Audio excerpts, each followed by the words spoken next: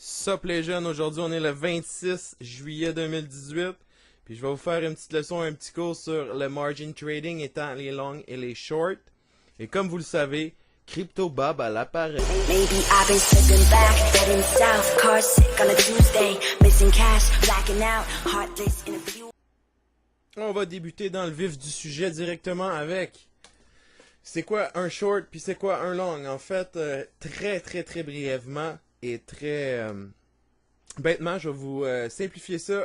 Un long dans le fond, c'est quelqu'un qui va croire que le marché a une tendance haussière dans les prochaines minutes. Donc, quelqu'un qui pense que le marché va augmenter, le prix va monter. Ça, c'est quelqu'un qui s'en va long sur quelque chose. Quelqu'un qui s'en va short sur quelque chose, c'est le contraire. Donc, quelqu'un qui croit que le marché va être en baisse, donc un marché baissier, il pense que le prix va baisser, il pense que Bitcoin va chuter. Il va faire un short, il va acheter des shorts, donc il va acheter des parts d'un marché qui croit qu'il va descendre, puis il va pouvoir profiter de ça, puis capitaliser là-dessus. Il y a des techniques qu'on peut utiliser, évidemment, c'est très basic, mais généralement, tu peux faire, dans le fond, ça se complète. Un short, ça descend, puis un long, ça monte. Fait que quand tu fais un long, puis tu fermes ton long, tu peux ouvrir un short à la fin. Comme ça, tu montes, là, tu vends ta position qui monte à profit pour ouvrir une position à la baisse par la suite. Pas à la baisse, mais qui descend. Donc, tu vas avoir un profit en montant, puis tu vas avoir un profit en descendant. Puis là, tu rinse and repeat, comme qu'on dit, tu continues, tu le refais. Donc, c'est possible de pouvoir faire de l'argent autant dans un marché haussier qu'un marché baissier, d'où les short and long. Comment calculer un long? C'est très facile. En fait, on va prendre la valeur à la fermeture du long, puis on va la soustraire à la valeur de l'ouverture du long pour notre profit, notre perte. J'ai fait un petit exemple pour que ce soit encore plus simple pour vous. Mettons que je long à 10 BTC, une valeur de 8000, donc à 80K, ma position. Là, le BTC, il augmente de 500$ chaque. Donc là, je viens de faire 500$ par unité, évidemment. Donc, si tu fermes ton long, ça va prendre la valeur à la fin, donc 85 000 moins la valeur initiale 80 000, ça donne 5 000 de profit. Là, tout le monde s'entend, tout est correct. Tu as fait 500$ par Bitcoin, tu en as 10. C'est pas bien compliqué. Là, au niveau du short, c'est le contraire, c'est la même chose, sauf que en contraire. Et justement, c'est un petit peu moins évident. Moi, il a fallu que quelqu'un me l'explique pour que je comprenne. Mais l'expliquer de cette façon-là, c'est ça que j'ai compris dans le fond. Un short, c'est comme si tu empruntais la valeur d'un tel montant de Bitcoin à quelqu'un. Puis cette valeur-là, tu vas venir la racheter moins cher pour garder le profit, la différence entre les deux, puis tu redonnes les Bitcoins que tu as empruntés au gars. Donc, je short 10 Bitcoins à une valeur de 8000. Même chose que tantôt, 80K. Là, le BTC, à place de monter, il descend, donc il perd 500$. C'est ça qu'on voulait, on est short. Bon. Donc, si je ferme le short, il faut que je prenne la valeur du short moins la valeur du rachat d'actions. Donc, la valeur du short, au début, j'avais combien? J'avais 80K, parfait. Donc, j'ai 80K moins la valeur à laquelle j'ai racheté mes bitcoins. Je les ai rachetés 10 à 7,5K, ça fait 75 000. 80 moins 75 000, ça fait 5 000 de profit. La même chose. Donc, c'est plus facile de voir ça comme ça. Quand tu short, c'est comme si tu prenais la valeur en argent. Puis quand tu les rachètes, tu les rachètes moins cher. Puis tu viens chercher la différence entre les deux. Valeur totale de cours. Que ce soit un Bitcoin, Ethereum, whatever. Ils ont ça dans le marché traditionnel aussi. C'est juste moins accessible pour moi. Donc, short.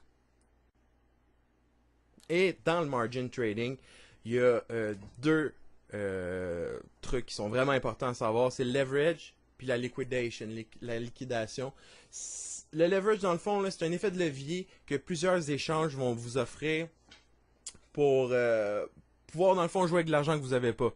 C'est, mettons, tu as 2000$ en US dollar, whatever, il est sur Bitfinex, l'échange.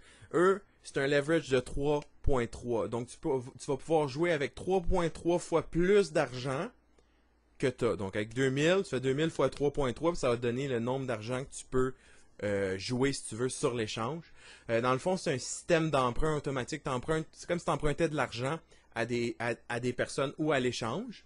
Puis, selon si c'est du 2x, du 3x, du 50x leverage ou du 100x, ça va faire varier la liquidation. La liquidation, c'est quand le cours de ce que tu as acheté ou tu as shorté, ce que tu as long ou ce que tu as short,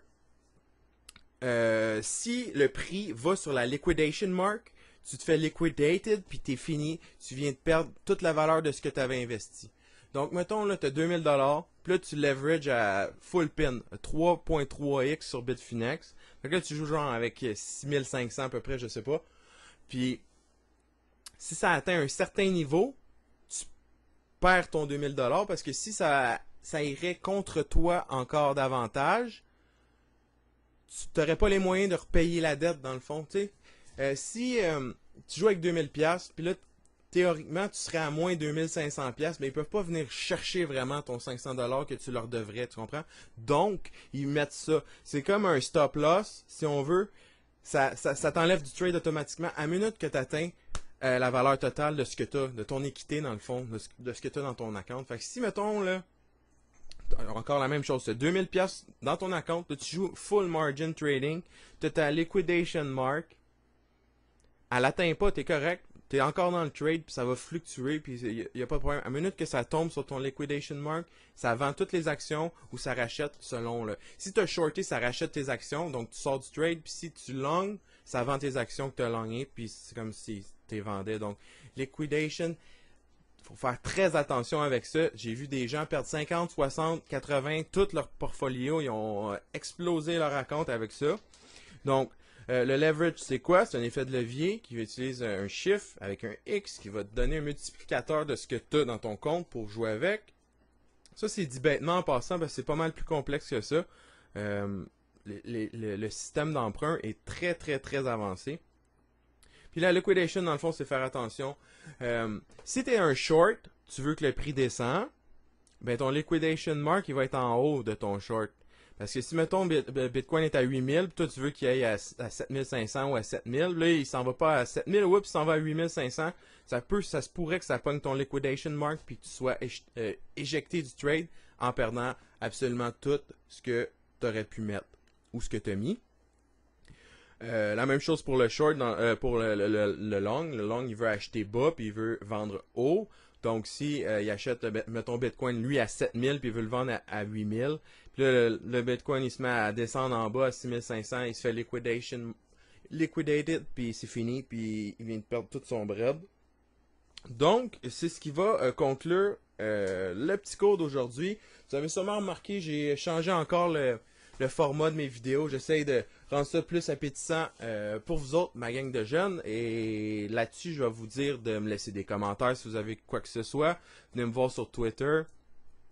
Subscribez à ma page, ça m'encourage. Puis sur ce, je vous dis ciao les jeunes.